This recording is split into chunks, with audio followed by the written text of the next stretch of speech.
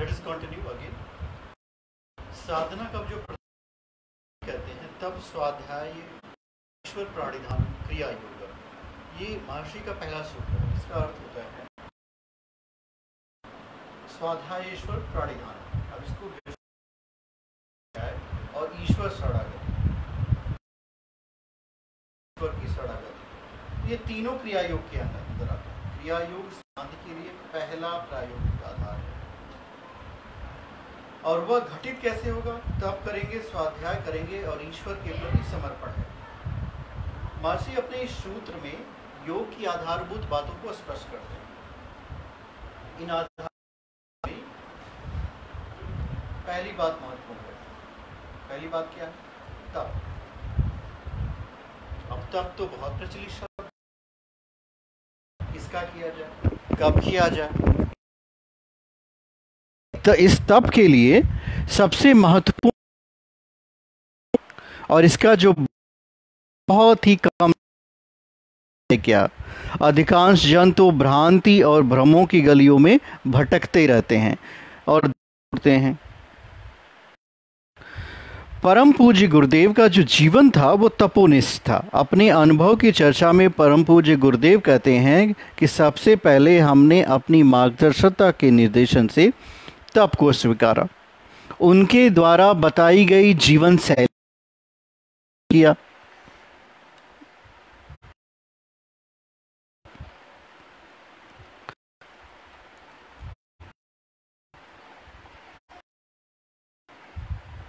अब किसी के द्वारा आपकी जो जीवन शैली है उसको क्या हो करेंगे?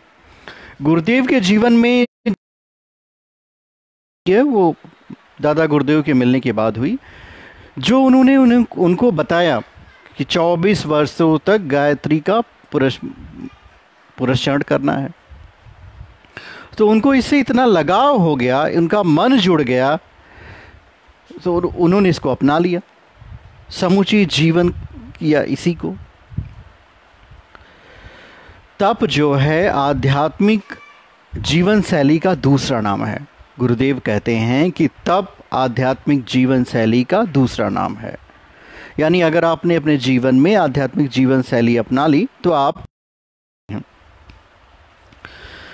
जो तपस्वी होता है वह अपने संपूर्ण जीवन को ईश्वर की साक्षी में जीता है। अब इसका तात्पर्य क्या हुआ? ऐसा क्या है कि आप अपना संपूर्ण जीवन ईश्वर को साक्षी में जिएंगे तो क्या होगा? वह कोई ऐसा कर्म नहीं करता जो अपने आराध्य की उपस्थिति में उसको इसका भ्रम न हो।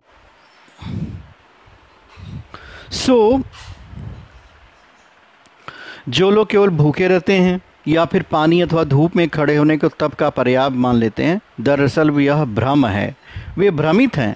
तप तो सहज संयम है, जो सहजता से अपने संयम को साधता है, जो अपनी वासना, तृष्णा एवं अहमता से पीछा छुड़ाकर प्रभु की ओर बढ़ चलने का नाम है। आपको अपनी वासना को छोड़ना है, आपको अपनी तृष्णा को छोड़ना है।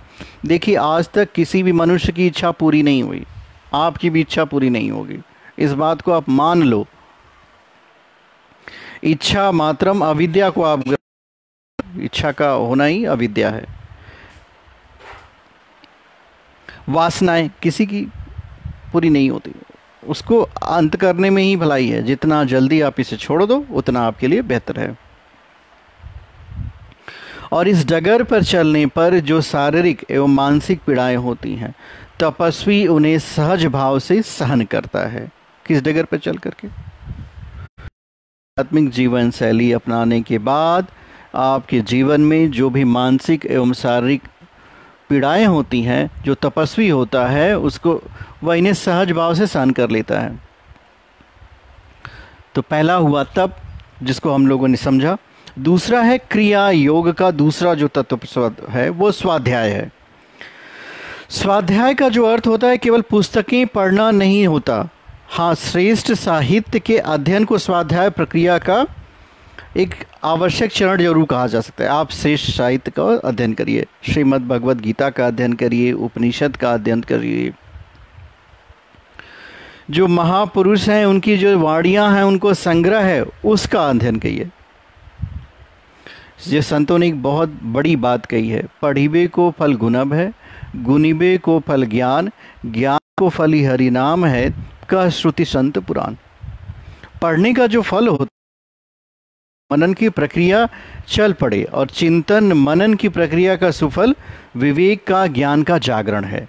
जब हम पढ़ेंगे तो हमारा चिंतन मनन ठीक होगा, चिंतन मनन ठीक होगा तो विवेक और ज्ञान का जागरण हो गया, और विवेक का सुफल है हरि नाम में प्रीति, अर्थात भगवत भक्ति का जागरण हो जाता है। जो वेद के मंत्र हैं, संत के वचन हैं और पुराण उपनिषद, ये सभी यही बात कहते हैं के प्रकाश में आत्म अनुसंधान की ओर अध्याय है। जब आप श्रेष्ठ साहित्य का अध्ययन करेंगे, परम पूज्य गुरुदेव के साहित्य का अध्ययन करेंगे, तो आपका यही स्वाध्याय है, आप अपने आत्म का अनुसंधान करेंगे, और इस स्वाध्याय का हुए मंत्र का जप है। जो मंत्र का अर्थ चिंतन करते हुए जप करते हैं, वे मंत्र के मर्म को पाते हैं, अपने इष्ट एवं आराध्य से एक रस होते हैं। फिर उनके लिए प्रभु की शरण सहज हो जाती है। जो तपस्वी हैं वे सहज ही प्रेरित होते हैं स्वाध्याय की ओर, स्वयं ही प्रभु की शरण का आश्रय लेते हैं। ईश्वर प्राणिधान का या प्रभु शरणागत क्रिया योग का चरम है कि हम प्रभु के शरण में हैं। सच तो यह है कि क्रिया योग की सारी क्रियाएं प्रभु अर्पित हो जाती हैं, हम सब प्रभु के लिए कर रहे होते हैं। एक बात है आप सभी को समझने की,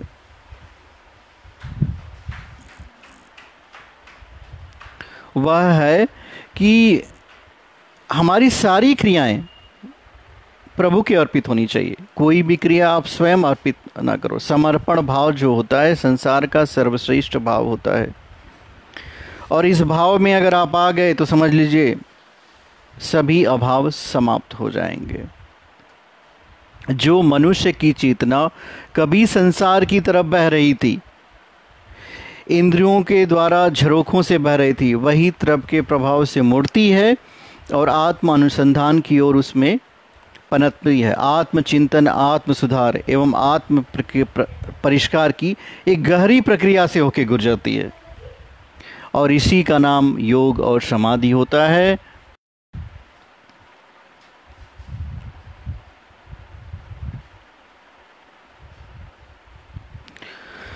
और ये जो प्रक्रिया अपना लेता है उसके परिणाम स्वरूप अंकुरित होता है बोध, उसे एहसास होता है। जैसे बीज में दो पत्ते निकलते हैं, डाइकोटन जो होते हैं दो निकलेंगे। चेतना में जागरण का पर्व मनाया जाने लगता है, और जो जागृत हो चुके हैं वे फिर से नींद के अंधेरों में वापस नहीं लौटते। एक बार आत्मा को बोध हो जाता है ना, फिर वो वापस नहीं लौटती, वो प्रकाश की तरफ ही गमन करती है। उन्हें स्वप्न और सुसुप्ति नहीं तुरिया भाती है। यही बोध है। जब चेतना में जागरण के दीप जलते हैं, जब बोध की ज्योति शिखा ऊंची प्रज्वलित हो रही होती है, तब यह ज्ञान होता है कि अंधेरा विलीन हो चुका है। जब अंधेरा विलीन होगा तो क्या होगा? प्रकाश ही प्रकाश है। तो तीन चीजों आपका योग सदेगा, तब स्वाध्याय और समर्पण भाव। छोड़ना क्या है? वासना को, अहमता को, तृष्णा को, इन्हें छोड़िए। और जोड़ना क्या है? अपने आप को समर्पण भाव से प्रभु की तरफ जोड़िए। आप अब जोड़िए, जितना अच्छा जोड़िएंगे। बचेगा क्या? क्या बचेगा इसके बाद? अब तो एक प्रभु का प्रकाश रह गया है। परम ज्योत में आत्म ज्योति कब विलीन हुई पता कि ये भाव होता है उस साधक का। बस स्वयं के समर्पण, विसर्जन एवं विलय की एक खबर स्वयं को मिलती है। स्वयं को विलीन कर दीजिए। चेतना का एक नव रहस्य उद्घाटित होता है। बड़ी हैरानी होती है, अब मैं नहीं केवल हरि है। इस बात को आपने सुना, अब हरि है मैं। बात कही जाती, तू करता तू भया, मुझ में ही रही न हूं। अपनी एवं परमात्मा की संपूर्ण उपस्थिति का भान होता है।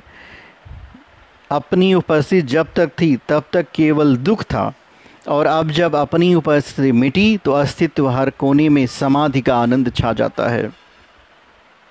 यही तो क्रिया योग का सफल है, यही है क्रिया योग। जो जीवन को दुखों को हटाते हैं उसे समाधि की ओर ले जाते हैं। आप भी अपने जीवन में अपने दुखों को हटाइए और समाधि की ओर जाइए। कौन हो प्रभु?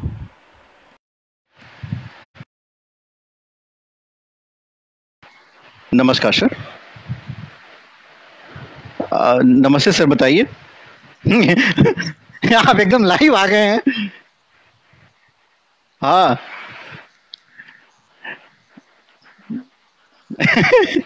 नहीं नहीं, ये लाइव है। बताइए, और सब अच्छा चल रहा है आपका? अरे आपसे बात करके बड़ी प्रसन्नता हुई सर। ईश्वर जीवन के में आपके प्रकाश ही प्रकाश भर दे। और और क्या भी। हाँ, अच्छा चल रहा है। नहीं नहीं, ठीक है। चलेगा। हाँ, हम रहेंगे। हाँ, ठीक है सर। अच्छा, अभी हम लोग संतोष जी से बात कर रहे थे। आप सभी के जीवन में इसी तरह प्रकाश बना रहे, और इस प्रकाश के बनने के कारण आप स्वयं होंगे।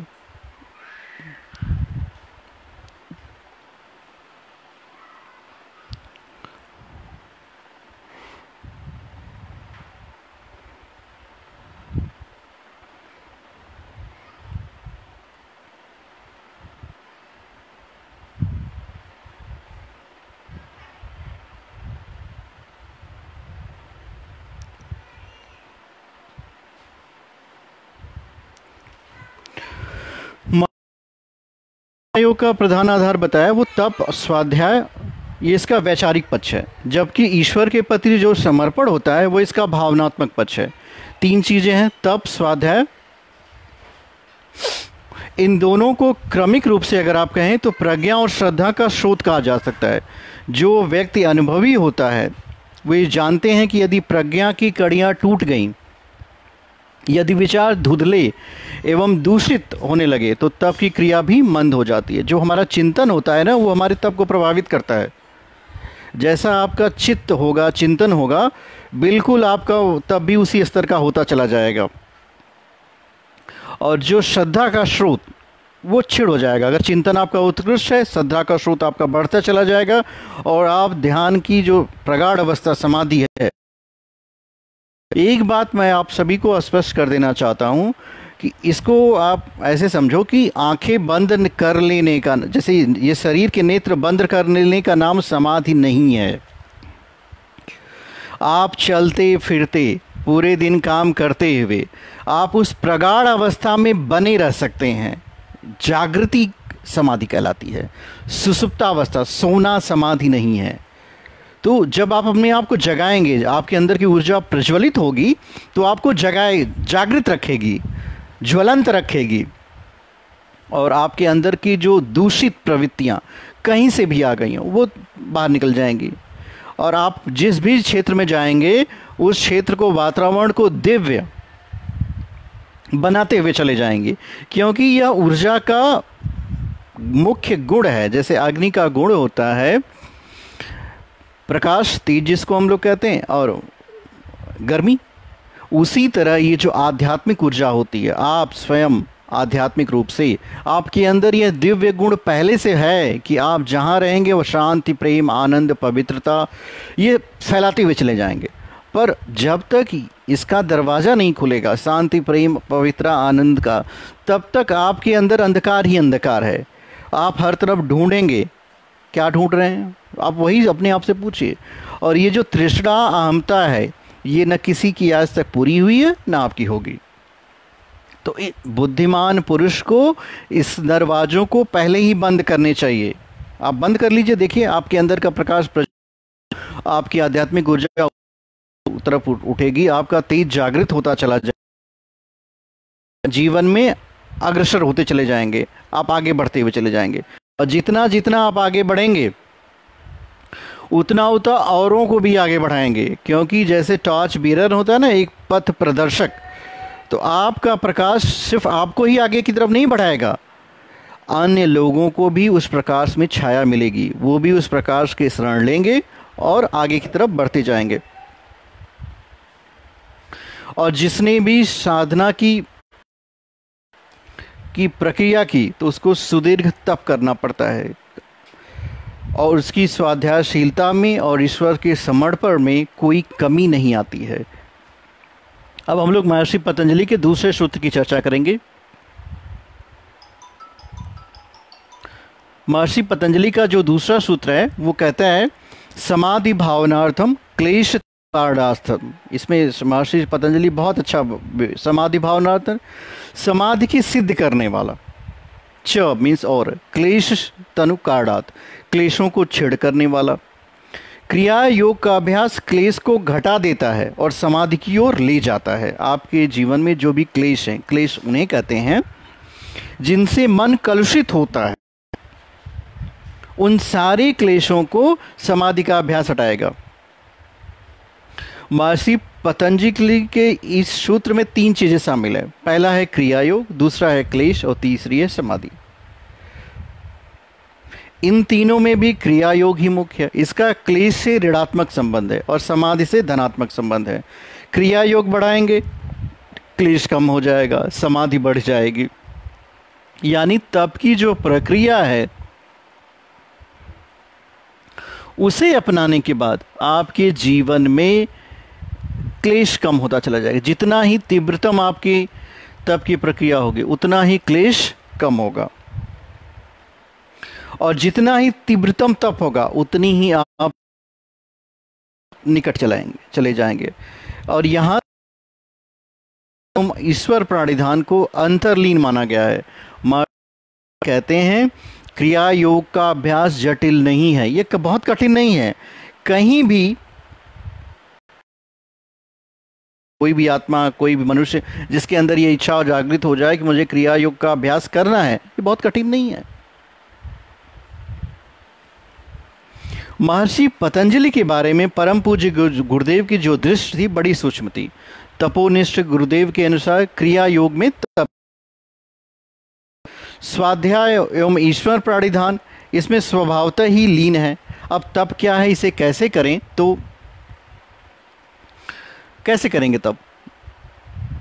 इसका जो उत्तर आता है वह है प्रभु में प्राणों की लीनता ही तप है। अपने प्राण को प्रभु के प्राणों में विलीन कर दो। परंतु जो हमारी अशुद्धियां हैं, जन्म जन्मांतर के संचित दोष हैं, पिछले जन्मों को आप छोड़ दीजिए, इसी जन्म में चेक कर लीजिए। हमें दूसरे के दोष तो दिखाई देते हैं, संसार भर में दुर्गुण दिखाई दे पाते हैं, अपने दुर्गुण किसी को नहीं दिखाई देते। उसको आप ढूंढ, जिस तरह हम स्वच्छ वस्त्र पहनते हैं, अच्छा भोजन करते हैं, अगर विचारों के संसार में जाएं तो शायद हम दिन में 2-3 को हमने अपने मन में ग्रहण किया।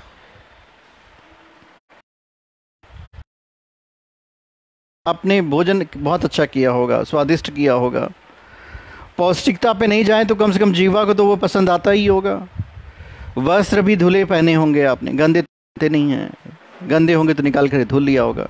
पर जब विचारों की बात आती है तो क्या आज अब आपने कम से कम एक अच्छे विचार को ग्रहण किया अपने मन में? यह उत्तर नहीं में आएगा। एक अच्छा विचार हम सबको अपने मन में ग्रहण करना चाहिए नित्य। अब इसकी अगर बारंबारता आपके जीवन में आ जाए कि हम इसको 3 बार अच्छे विचारों को ग्रहण करेंगे,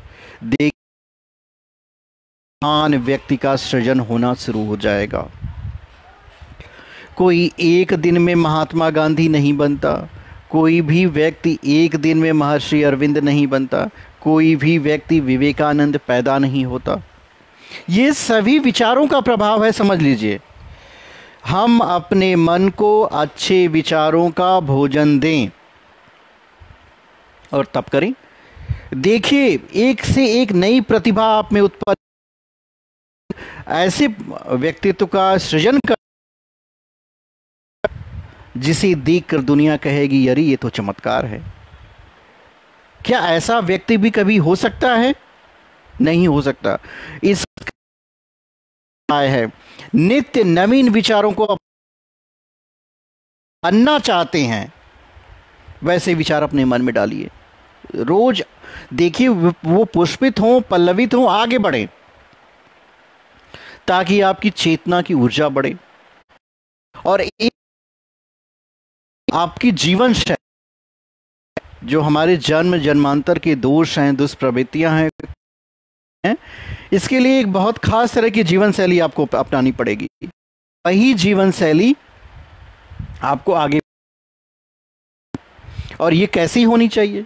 जिसमें ईश्वर विरोधी भाव, चिंतन एवं क्रिया ना हो। ऐसी जीवन शैली जो जीवन की चेतना व ऊर्जा को प्रभु की ओर मोड़ दे, ऐसी जीवन शैली आपको अपनानी पड़ेगी। परम पूज्य गुरुदेव इसी बात को कहते थे, उल्टे को उलटकर सीधा करना है। अपने शब्दों में वह यह भी कहा करते थे कि आध्यात्म जीवन का शीर्षासन है। सिर नीचे होगा, पांव ऊपर होगा। तो आपको उल्टे को उल्टा कर सीधा करना है। आप सभी को इस बात का अनुभव होगा कि जो चल रहा है उसे उलटना ही बड़ा कष्टप्रद है। विचारों में इसे हम कितना स्वीकार कर लें, परंतु व्यवहारिक और क्रियात्मक रूप में इसे कर पाना अति कठिन एवं कष्टप्रद है सभी के लिए। हमारी जो प्रत्येक आदत होती है वो हमारे लिए बाधा। चित्त में जो कुसंस्कार हैं, उनसे उपजी विपरीत और जटिल परिस्थितियां पहाड़ के समान विघ्न खड़ा कर देती हैं हमारे सामने, और इन विघ्नों से कठिन हो जाएगा। आप पाएंगे कि आप खुद रहे हैं चलेगी, और जब तक आप इन पहाड़, तब तक आप आगे नहीं बढ़ पाएंगे।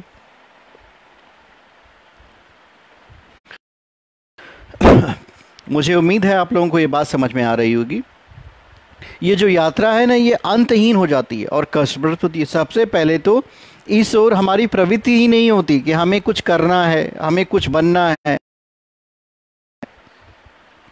जो मनुष्यों के अंदर यह प्रवृत्ति उत्पन्न होती है, तो या तो वो पिछले जन्म के पुण्य के कारण होती है, या अपने गुरु कृपा और आशीष से इसमें लगते भी हैं, तो उनका मन भी थोड़ी दूर चलने के बाद थक जाता है। कहते हैं कि ये तो बड़ी लंबी यात्रा है, ये बहुत बड़े विघ्न हैं, ये बहुत ऊंचे कष्ट हैं, तो इसको कैसे पार पाया जाए?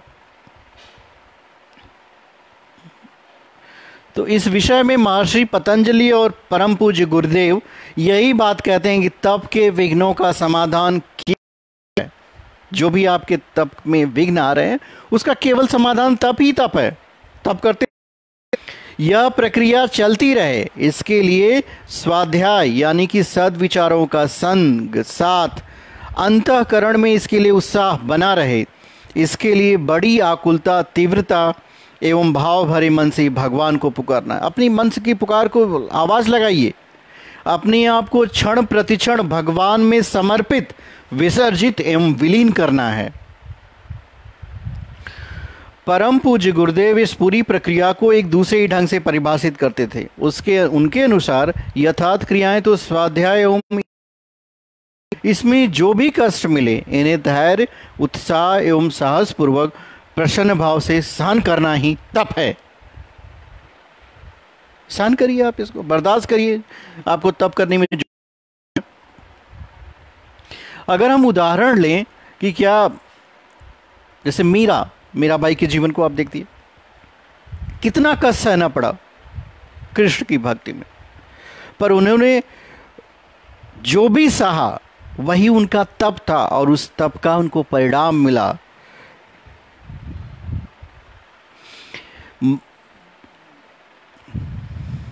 जीसस क्राइस्ट ने अपने ईश्वर पिता गॉड फादर के लिए जो समर्पण भाव दिखाया, जो जीवन के लिए जो कष्ट सहा, वो सभी तप था। वही तो तप है, वही करना है।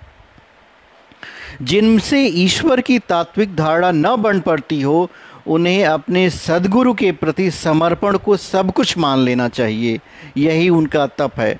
इस पूरी प्रक्रिया में मिलने वाले सारे कष्टों को धैर्यपूर्वक सहन करना ही तप है। आप इस वीडियो को ज़्यादा से ज़्यादा शेयर करिए, ताकि यही आपका तप होगा, यही आपकी सेवा होगी, यही आपका समर्पण होगा। परमपिता परमात्मा की दिव्य ऊर्जा आप सभी को स्पर्श करे, आपके जीवन के दुखों, कष्टों, चिंताओं, इन सब को दूर करे। आप अपने जीवन में ऊर्ध्वमुखी हों। देखिए, मुख तो सभी के होते हैं, अधोमुख और ऊर्ध्वमुख। ऊर्ध्वमुखी होना ही जीवन में एक सबसे बड़ी आपकी ना, तो समझ लीजिए सारी प्राप्तियां आपको मिल जाएंगी। जीवन में दिशा नहीं मिलेगी तो आपकी दशा नहीं सुधरेगी। इस संसार में तमाम लोग मिलेंगे, वो आपको भ्रमित करेंगे, आपको परेशान करेंगे, लेकिन न कोई आपकी दशा सुधारेगा। तो जीवन में दशा और दशा का सुधारना ही साधारण काम है। परमात्मा हर जगह आपकी मदद के लिए व्याप्त है। उसे आपकी भाषा की भी आवश्यकता नहीं है, वो आपको महसूस कर सकता है। आप अपने अंदर भावना को उत्पन्न करें कि हे प्रभु, आप कहाँ हो, हमें अपनी शरण में ले लो, और हम आप जैसे हो वैसा बनना चाहते हैं। अपनी इच्छाओं को, जो भी मन की इच्छा हो, एक तो देखिए हमारी ज़रूरत होती है, महत्वाकांक्षा है, इसका त्याग करो। जितना जितना इस महत्वाकांक्षाओं का त्याग करते चले जाओगे, उतने उतने ही आप अपने जीवन में इस समर्पण भाव को लाते जाओगे। ईश्वर की इच्छा के बिना इस संसार मिलता है। इस बात में आपको पूर्ण समर्पण करना चाहिए। प्रभु की इच्छा सब कुछ है, और अपना सर्वस्व प्रभु की वो समर्पित करिए। अपनी शक्तियों को ईश्वर समर्पित करते हुए चले जाए। जिस तरह एक लकड़ी जब आग में जाती है तो क्या होता है, लकड़ी का अस्तित्व अलग है, आग का अस्तित्व अलग है। आग के अस्तित्व के साथ लकड़ी का बनता है, और वह भी आग बन जाती है, अंगारा बन जाती है। उसी तरह आप भले अलग हो, लकड़ी हो, प्रभु में मिल जाओ, आप भी एक अंगारा बन जाओगे, आग बन जाओगे। और ये आग आपके जन्म जन्मांतर के कर्म बंधनों को जलाने के लिए, भस्मीभूत करने के लिए पर्याप्त जाएंगे, औरों को भी पार कर जाएंगे। यही मानव जीवन का उद्देश्य होना चाहिए। जब हमारा मन भाव से भरा होगा, तो जो भी हमें इस यात्रा में कष्ट मिलेंगे, उसको प्रसन्नता भाव से साधक के अस्तित्व में अविराम चलते रहना चाहिए। यदि यह चलते रहे तो क्षय हो जाएंगे, नष्ट हो जाएंगे, और समाधि की स्थिति बनती है। आज का विषय है समाधि। आप और